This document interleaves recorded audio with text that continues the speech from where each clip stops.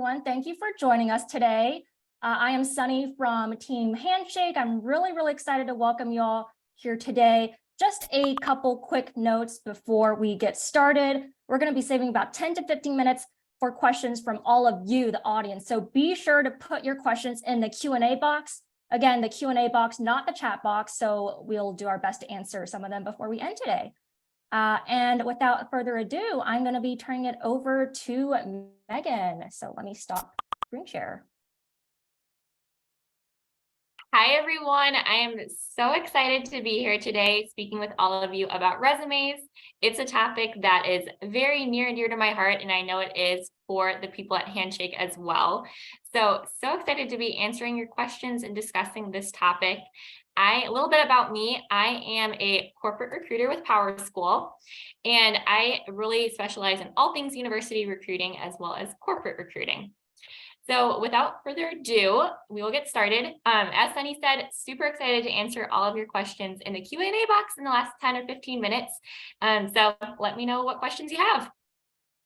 A little bit about PowerSchool, shameless plug for us if you don't know what we do. We are North America's leading provider of K-12 education technology.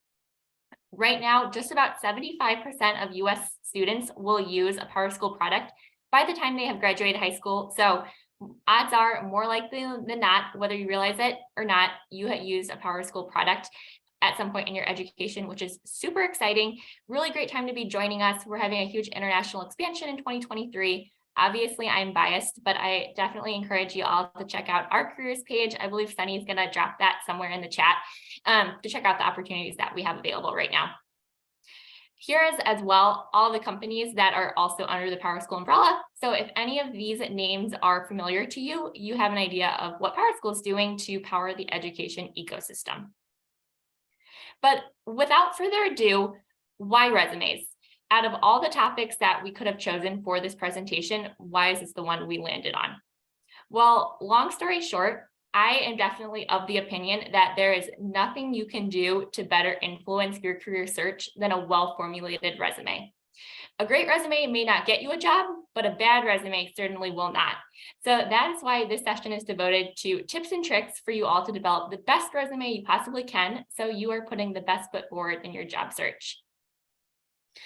So really starting out, one of the big reasons that resumes are so important is the 6-second rule. Maybe you've seen this popular tidbit floating around social media. I know it seems like a pop psychology fact, but as a recruiter, I can really attest that it is true. Recruiters, especially in early career talent where the roles aren't super niche, it's not uncommon for us to get 600 applicants in the first 24 hours of posting a role. So with that high of volume, we really don't have that much time to be discerning on any one single resume. So 6 seconds, generally speaking, is all the time that we have to devote to whether or not we're going to move a candidate forward for an interview or whether they're going to be dispositioned. Unfortunately, our judgments aren't always correct, but it is the reality and why it's so important to put your best foot forward via your resume. As I said, the resume is the single most impactful way to ultimately land an interview. Definitely your personality and your skills are what is ultimately going to get you the job.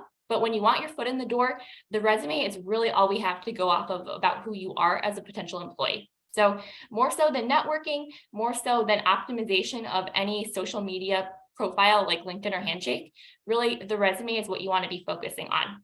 And to that point, just over 80% of PowerSchool's entry-level hires, so that's new career full-time roles and internships, were cold applicants, meaning they were candidates that found our job on a site like Handshake, LinkedIn, Indeed, Monster, without having a prior relationship to PowerSchool and applied. We saw their resume, they went through the interview process, and they were ultimately hired. So that is really why we stress the importance of the resume so much, so you can be one of those 80% of people. Now, the bad news is that there is no quick fix to a great resume, and that's probably why so many people are really putting their foot forward with a not so great resume. It takes a lot of trial and error. It's hard to know if the resume you're presenting is having the impact that you want it to. I know, especially with early careers, when I look back on when I was trying to get my first internship, it's not uncommon to get hundreds of rejections, and that can be really hard to know if what factor it is that is having an impact on that, whether it's your resume or something else. So really my advice is that to take everything that we're sharing in this session today and apply it to your resume to beat this really difficult situation. And to that end, there is no resume that can be an ATS. I've seen that a lot floating around in social media that, everyone's resume filters through this mythical bot that's looking for keywords and has this algorithm that no one understands. And that is how you get your resume in front of a recruiter. But really an ATS is nothing more than a digital filing box. It's a way for us to streamline candidate communication and ensure that we are collecting the information we need for audits. It's not a bot, it's really a real person that's reviewing your resume one by one, albeit very quickly, but it's not something that you can tailor your resume to try to beat. But that also leads to a lot of good news because the power to have a great resume is entirely in your own hands. An actual person like myself, who probably is looking for very similar things, is reviewing your resume one by one, looking for really important keywords, and that gives you the power to put your best foot forward in creating your resume. So really, in thinking about where to start on how you can improve your current resume, where I would focus first is in identifying your goals. Are you looking for internships or full-time roles? Maybe both. Those are two different types of resumes for two different types of roles, and really figuring out which of the two is most important for you to what kind of role you really want at this junction in your career will change the way you're presenting the keywords in your resume, how you're structuring it. So really understanding that is, I think, the first thing I would do when you're soul searching about your career. And secondly, your career aspirations. If you're applying to maybe you went to college for marketing, but now you want to pivot, you're taking a boot camp program for software engineering, really applying for both of those types of roles with a resume that doesn't really convey either of those goals, it's really, you're kind of duplicating efforts and it's going to be hard for your ultimate end goal to come across to your recruiter. I would say there's nothing a hiring team fears more than being a stop in a career experiment for a candidate. There's a lot of time that goes into investing in training candidates, time, money, energy. So really, they want to make sure that you're excited about this role, that you see a career path in the field itself, and that you're going to be with the team, not for your entire life, but for the next year or two. So definitely ensuring your resume conveys that this is a role that you want to be in, that you can see yourself in, that aligns with your long-term goals is super important to getting that first call back. I would also say recognize your transferable skills.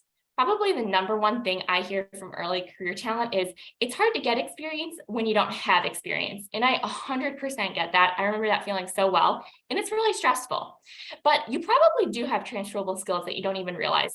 For example, sticking with the marketing example, if you are applying for marketing roles and you're involved in a club where you are writing the monthly newsletter, where you're sending email campaigns to get club members to attend certain events, where you're posting on social media, you're already doing a lot of marketing skills. Maybe you're not getting paid for it. Maybe it's not showing up on your W-2 that you worked for this company, but they're skills that you can absolutely apply on your resume.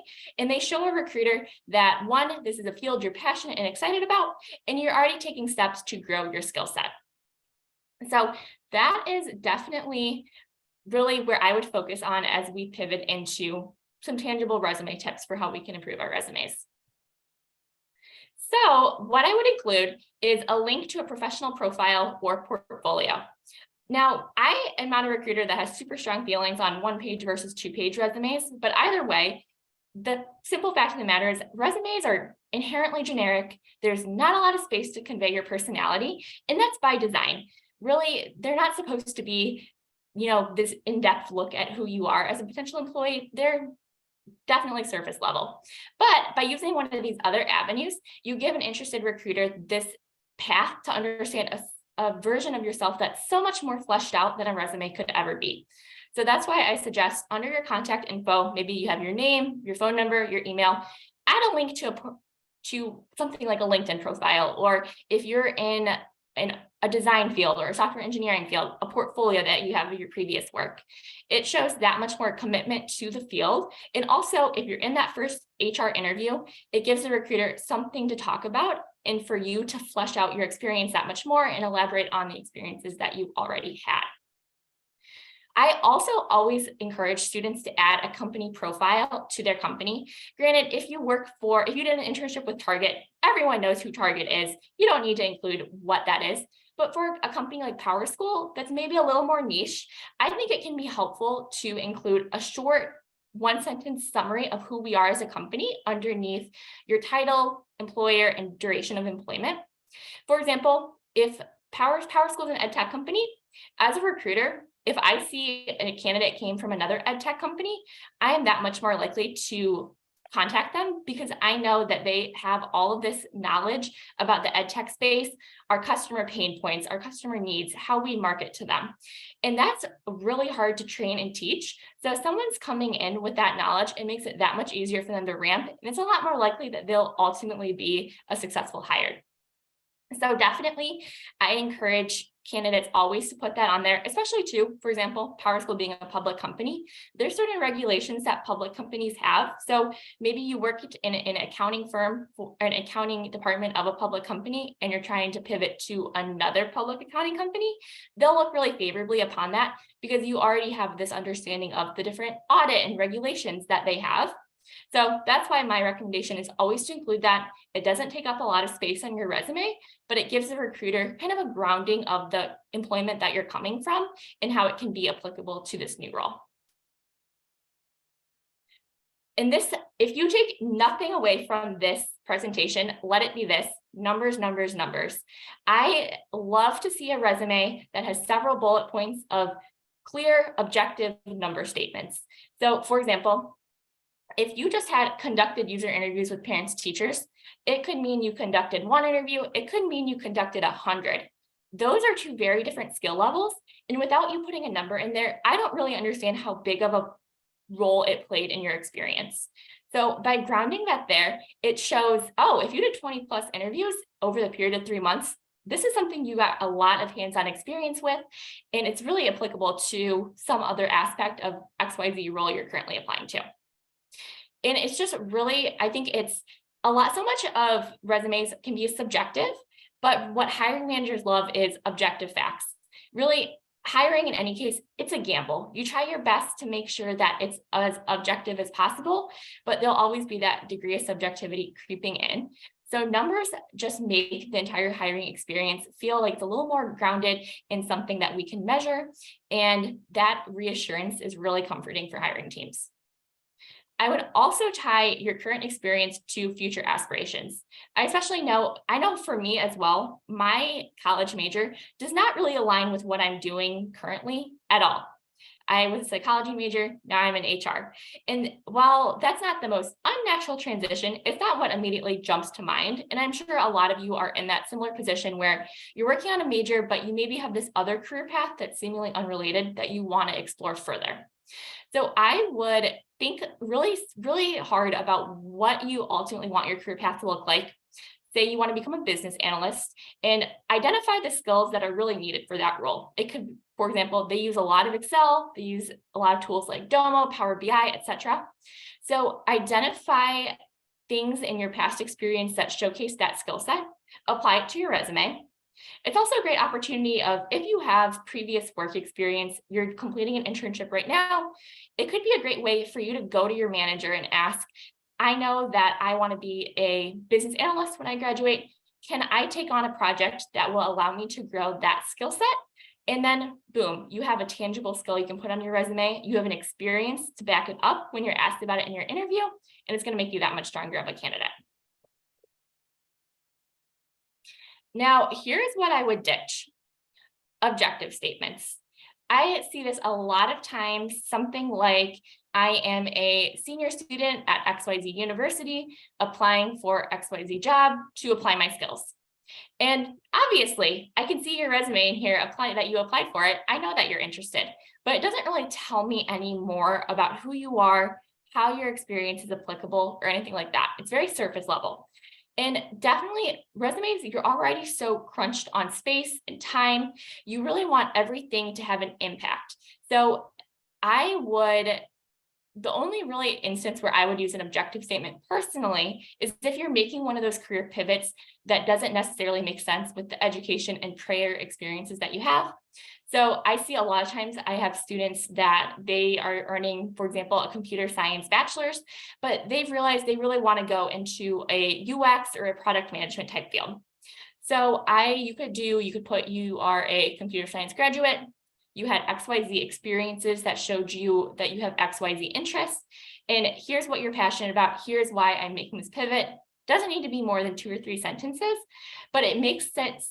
It makes sense to a recruiter why you're applying for this role specifically. Again, like I said, recruiters hate the idea of being someone's career experiment. So it shows that you're not just spinning your wheels, applying to any internship you can find or any entry-level role you can find. You're actually making a really concerted effort to apply for companies that you're interested in roles that you're excited about. So putting an objective statement like that can kind of clear up any confusion over why you're applying to this role specifically. Again, if the role that you're applying to makes logical sense for the experiences that you have and the major that you have, maybe you don't need it. Again, it could just be taking up valuable real estate on your resume. So that is something that I would kind of want you guys to think about and ultimately make the assessment on whether it's adding something to your resume. The other thing I will say is creative attributes. And by this, I specifically mean the kind of resume templates that you get on sites like Canva. And the reason for this is that applicant tracking systems are not very great at parsing graphic design elements. What they are good at parsing it is simple Times New Roman 12-point font. So really with resumes, basic is better. Obviously, I can't speak to if you're applying for a graphic design position or something of that nature, but I would say 99 times out of 100, the simpler your resume looks visually, the better. So instead of focusing on how you can make it more visually appealing, I would really want you to devote more time to thinking about the different ways you're highlighting your past experience, how you're tying it into your future experience, that type of thing. Because a lot of times we'll get a resume, our applicant tracking system can't parse it into our system for us to review. And because we can't review the resume, we have no choice but to disposition the candidate. So I want you to keep that in mind. And it's also really important, just to go back to how important it is to really highlight objective skills, which is where those numbers come into play versus subjective skills. For example, everyone says that, they're a hard worker, very curious and driven to succeed. But it's hard to really say that about you unless you've shown us skills that demonstrate those attributes. So that's what I would focus on in crafting your experiences. I would also say generalist resumes, with the caveat that I understand that, especially when you're early in your career, there's a lot of interest that you may be wanting to explore. So I would say it really comes down to this kind of joke I don't know if it's a joke, but it's a joke in the recruiting world that would you rather hire someone that's an orthopedic surgeon, accountant, and graphic designer to do your taxes, or an accountant? And you would probably say the accountant because they're showing a degree of specialization, probably expertise, and that they know this is really what they want to be focused on. So I would really encourage you, it's okay to have a lot of different interests in your career. Maybe you want to explore, you think you maybe are interested in marketing, but you're also interested in journalism and you're interested in just a variety of things. That's totally fine. And I definitely understand that. But I would want you to keep your resume somewhat contained to careers that are related to each other. Even if you have the skill sets to be applying to a marketing internship and a product management internship, I would want you to pick one that really lies where your true interests are and create your resume around one of those things, especially because it's so important to make sure that really each bullet point you have on your resume is sending home the idea of how you can apply your past skills to this current position. And it can be hard when you're trying to show how your experiences are applicable to both those very different fields. I would also say ineffective formatting. This kind of comes back to the 1-page versus 2-page resume thing. Again, I don't have strong opinions, but I will say that if your resume is longer than a page, make sure that you're using the space effectively. When I look back on some of my old resumes, I had so much white space on the page where I could have been putting information about myself, where I could have been putting the links to a portfolio, the links to a public networking profile, that kind of thing. And I just wasn't using it. And that's why my resume was 2 pages. It wasn't because I had all this experience that needed to be called out that that's how long it took. It was merely a fact of I wasn't using the space as effectively as I could have. And especially when you remember that a recruiter may only be looking at your resume for 6 seconds, you want to make sure that all the important information is front loaded, that it's the very first thing that they see, and it's kind of the hook that makes them want to keep reading. So I would say my personal rule of thumb is I love when resumes lead with their work and internship experience, because, for example, for internships, we assume that you're working towards a bachelor's or a master's, you're in a boot camp program, something like that. So your education experience is maybe not the most unique thing about you. I would put that at the bottom of your resume, merely as it's kind of like just checking a box that, yes, I'm working towards a degree in something. I would lead with your work and internship experience because that is specifically unique to you. And that's what's going to set you apart from the other maybe 600 applicants that we have. I know it's hard, especially it reminds me of when you're working on an essay in school and you write a line for it that you just love the idea, but you realize maybe you're on your second draft that it just doesn't add anything to the overall, your thesis of the paper, what you're trying to add to the message. So you have to, even though you love that line, you spent so much time thinking about it and creating it, you have no choice but to ultimately cut it from the finished draft. That's how I would look at your resumes. Just because you loved an experience, or for example, I used to work at a boutique. I was kind of a personal shopper there for them. I loved that job. It was one of the funnest times in my professional life, but it wasn't necessarily the most relevant to the jobs that I was applying for. I had experiences that were instead. So I had to cut it and focus instead on building out those experiences that were more applicable to the types of jobs that I was applying for. So I would really encourage you to look at your resume with a critical eye. Think of what's really important for the type of job that you want to land. Focus there. Look at the white space that you have on your resume. Is there something that you can be putting there instead of making your resume 2 pages long? To condense everything, keep it nice and concise so it's super easy for a recruiter when they're quickly scanning the page to learn a little bit more about you. And that is it for my presentation. I'm super excited to turn it over to questions now. All right. Hi, Megan. So for some reason, I can't start my video. So if someone on my team can turn on my video for me, but we do have lots of questions streaming in from the Q&A box. So I'm going to read this first question from Spencer, which is the most upvoted question we have. How can I tailor my resume for potential internships/jobs that I have no previous job title experience in? So we have lots of students below also asking, like, does it make sense to put coursework in the resume if they don't have any other experience? So can you elaborate more on that?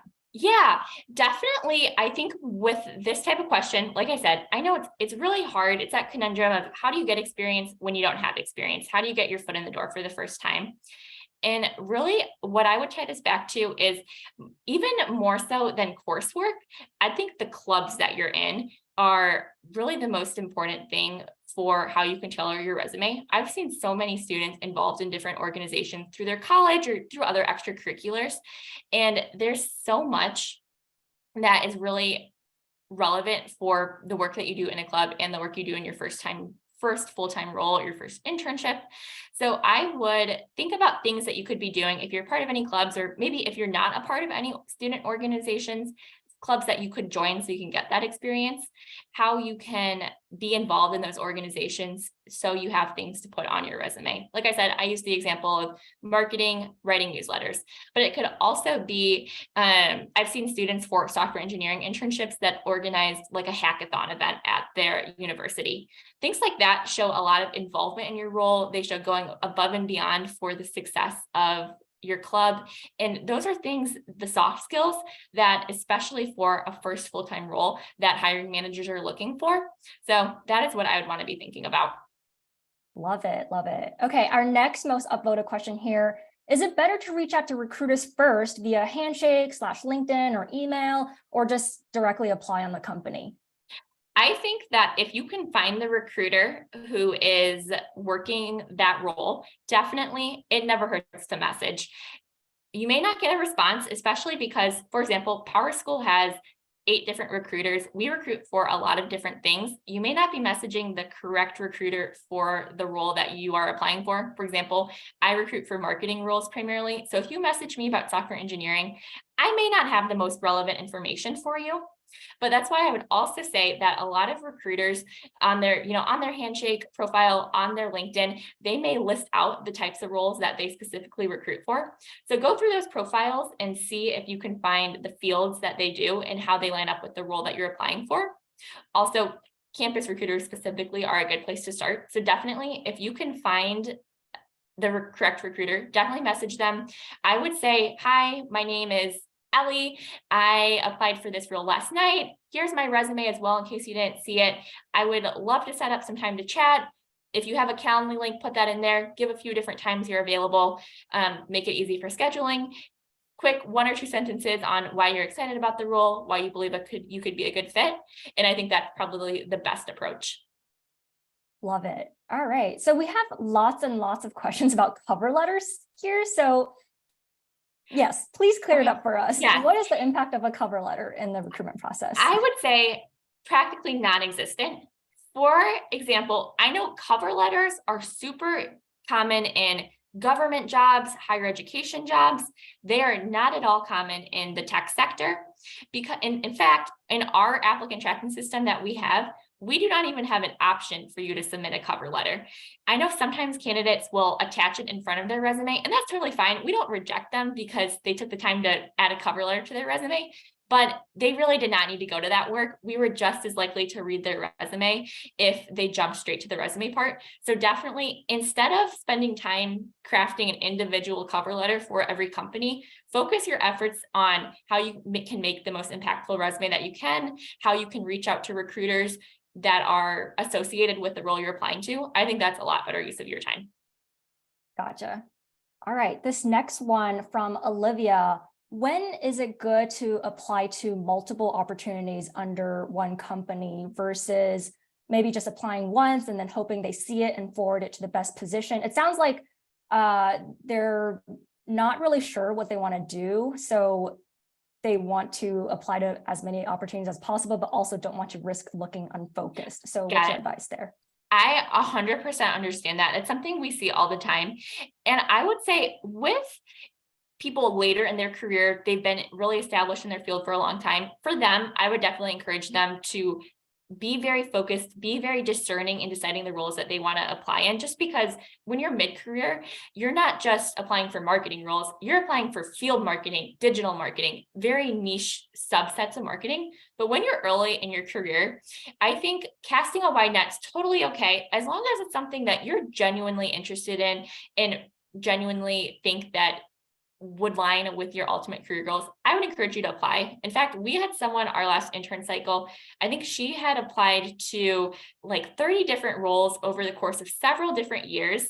And she ultimately landed an internship. She was an amazing intern. We converted her to a full-time employee. And it was probably because she'd cast such a wide net around the company. She was amazing to work with as a recruiter. And we really advocated for her to get her foot in the door via an internship. And she was able to show her skills then. So I definitely think that's how I would approach that. Gotcha. That makes sense. You mentioned earlier about like resumes for internships and full-time roles being different. So I think this person is asking, what are the actual differences, if you can elaborate a bit more? Yeah, I would definitely say that with kind of a full-time role, we are really looking for someone that has prior internship experience versus landing that internship. That's when we're more focused on kind of the soft skills. So that's when the clubs, the coursework, that different types of things. So a lot of times people only do one internship during the entire time they're in college. I know that's all I was able to do. So instead of, I guess it really depends on the situation, but I would say it changes how you would write your objective statement, and it changes what you would lead with in your resume. So if you're applying for a full-time role, 100% lead with an internship. And if you're someone who's still eligible for internships and you have prior internship experience, still lead with that. But it changes the types of experiences I would include. So if I have already done an internship, I maybe wouldn't add my coursework because the prior internship I did takes precedence over that. But if I haven't, that's when I'll lean on more of those attributes. Gotcha. Headshots in a resume, yes or no? I don't think it's needed. Thank you. Nice and sweet. And last one here. Are there any free tools or resources you recommend for rating, editing, or proofreading a resume? That is a good question. I would say Grammarly, it's not specific to resumes. I'm sure a lot of you already have it downloaded on your computer for the different essays you're writing, but it can so be used for your resume to be really effective. I would also say setting up alerts in LinkedIn. This is unrelated to resume specifically, but related to technology, set up alerts in LinkedIn for different types of roles that you're interested in. And on Handshake, I would make sure that your profile is super fleshed out, because when I've messaged candidates on the Handshake platform and I'm looking for keywords, the students that have really well-developed Handshake profiles are the ones that I ultimately end up messaging. So kind of a detour from your question, but those are some things that I would use to optimize technology. I would also add to all the students on here to check out your university or your college career center. They often have free walk-in like resume workshops or appointments. So go check out your career center, see what they have to offer. Okay, and with that, we are at time. So thank you all again for joining us. Please join me in the chat to thank Megan for sharing her insights and experience with us. And if you have a moment, please take 30 seconds to fill out the survey that we have in the chat right now, so we can continue to bring you awesome events like this. And also follow us on Instagram at Join Handshake for more event announcements. Next Friday, for example, we have a Breaking into Tech for Non-Techies panel. And we have speakers from Google, HubSpot, and more who are going to be sharing their experiences with all of us. So go check us out on Instagram for the info for that event. And that is it for today. So thank you, everybody, and have an amazing weekend. Thanks, everyone.